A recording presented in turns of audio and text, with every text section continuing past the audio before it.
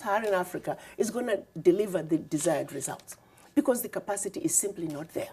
There are more African doctors, Ghanaian African doctors, in New York City alone than in the whole country. The same is true with Nigeria and many other countries.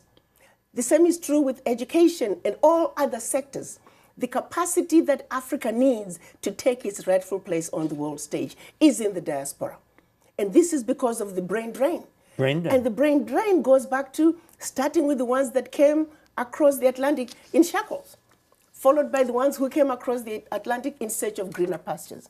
The result is the only ingredient that is missing for Africa to move forward are its children.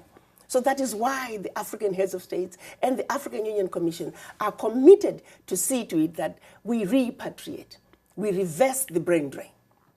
This is a heavy-duty sentence that I've picked up in some of your interviews, past interviews.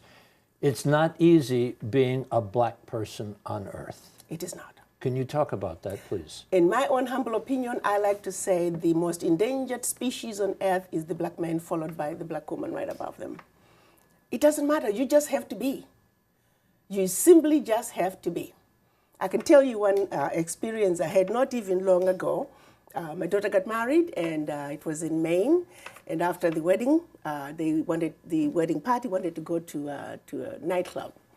Now, the only black people were my son, my daughter, and another guest, another young black girl. Anyway, and the rest, she married a white guy, so the wedding party was his friends from high school and college. Well, the young kids were already drunk. So when they were trying to get into the nightclub, there were about 15 of them, and the police were called. But my daughter heard them say, and my son is very tall. And so there's a tall black guy and a young lady in a pink dress. They were the only two black people. And when the police came, they wanted to talk to those two. But the question is, they're all here. So fortunately, one of the bridesmaid, she's a newly graduated Harvard lawyer, and she walked right up to the police and say, "I want you to know I'm a Harvard lawyer. I have you. I'm recording you. Go right ahead." So the police completely changed their demeanor. Sure. But what was called in were the two black people. Sure. They were not even drunk. It's the rest of the party that was drunk. But so you don't have to do anything. Sometimes you just have to be. Yeah. Just be yourself and you're in trouble. But really what gets me mad is, even on the continent, we get abused on our own land simply because of the color of our skin. So it's really something that I would like for people to stop and think about. When are we going to be free as black people? I want to insert one other thought into the conversation. And what we're talking about now is very important. You've been practicing medicine in Tennessee for 25 years? Yes. Yep. I read something which said, talking about African Americans and Africans in the United States, they're saying that it is very difficult and it is a daily task for a black person to fit into white society. Absolutely. But the question is, here's the way I look at it. Why should we even try to fit into anything? This is our world. I don't need to try to fit into anything. I just want to get along with you. Yeah. I don't need to try to fit into anything. Right. And if you don't want to get along with me, fine, have it your way. Right. We need to, the reason we feel like we should fit in is because we are coming into this conversation from a level of inferiority. Yeah. Why do we feel inferior? And a superiority on the part of the white. Thank you. So we're coming in feeling inferior, they're coming in feeling superior. There is no conversation between white and black. That needs to be addressed, and we must pull this bull by the horns. As black people, we need to move up and realize that we're just as good as anybody else, and the white people need to get off their high horses and come down. So we can have a real meaningful conversation, much needed conversation. And that's part of why I'm here, because I realize there's so much misunderstanding between Africans do not understand the Americans. The Americans do not understand the Africans. It gets in the way of trade. If you look at AGOA implementation, that simple legislation that is meant to help African businesses, we're not benefiting from it because when the African businesses hear about doing business in America, America is so hard. No, honey, it may be a lot of papers, but all you gotta do is cross every T and dot every I, one page at a time, and you'll get it done. But because it's America, there's a wall that falls, and it's difficult. You're representing the African Union in the United States. Correct. On a scale of 0 to 10, what's the relationship between Africa and the United States? I can honestly tell you right now, and I'm preaching whenever I have an audience to preach, America is still the most preferred trading partner by Africa. But my biggest fear right now, I see America slowly losing its place. I often say... Its place where? In Africa, in terms of being preferred. Because America is still... On a scale of 0 to 10? On a scale of 0 to 10, America is still number one.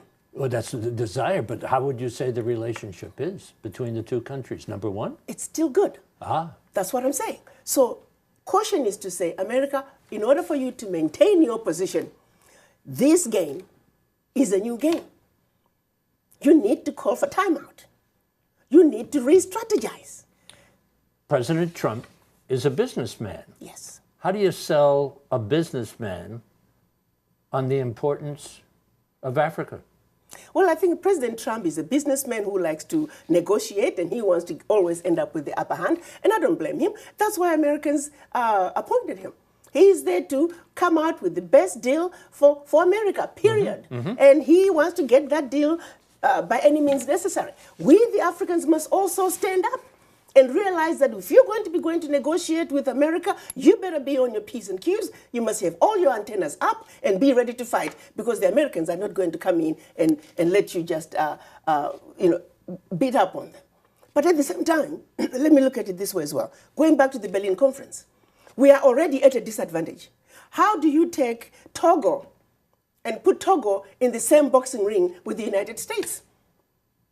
You're taking a heavyweight fighter and putting them in the same ring with not even a lightweight fighter, but a wannabe boxer.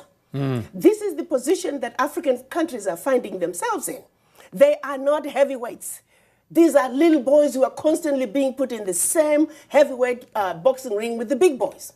Now, when we come together as a continent, as Africa, we are a heavyweight. We belong in the same boxing ring with the United States, with China, with India, with Europe. Rightful place? Going for the rightful place. Rightful place, because right now we vacated that place and others have been taking that place. Game is up. Africa must take its rightful place as one continent, one heart, one voice. Will we see a new Africa? It's going to happen. Absolutely. It's on the way. I was talking to my chairman just last week. He told me January we'll have all the ratifications we need, and the African Continental Free Trade Agreement is moving, it's steaming right ahead. And the children of Africa are going to speak with one voice, and our Pan-African fathers from 1964, wherever they are in their graves, they are doing flips, because finally, Africa is going to be whole again. So you have hope? Very much so. That's all we got. What are we missing? The understanding and appreciation of Africa and its people.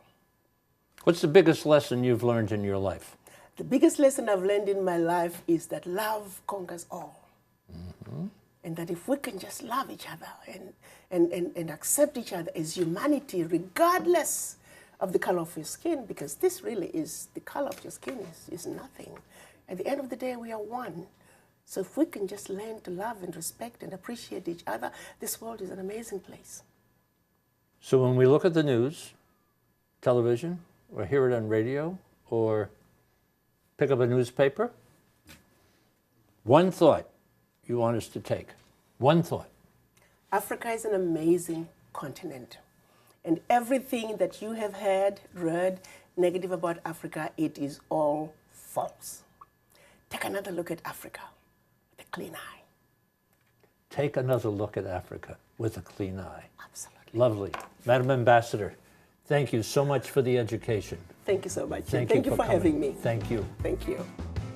For information about This Is America and the World, and to watch all of our programs, visit our website, thisisamerica.net, and look for us on Facebook and Twitter.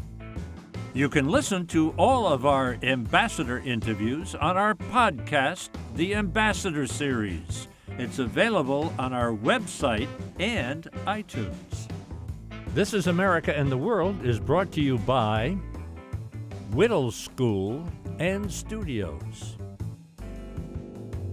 the U.S.-China Education Trust and F.Y. Chang Foundation, guided by Julia Chang Block, President, the League of Arab States, the Republic of Haiti, the Rotendaro Family Trust, Japan, History, Hospitality, and Advanced Technology, sharing tomorrow. The Forerunner Foundation, dedicated to forward-thinking public policy. And the Embassy Series, uniting people through musical diplomacy, presenting international artists in diplomatic settings.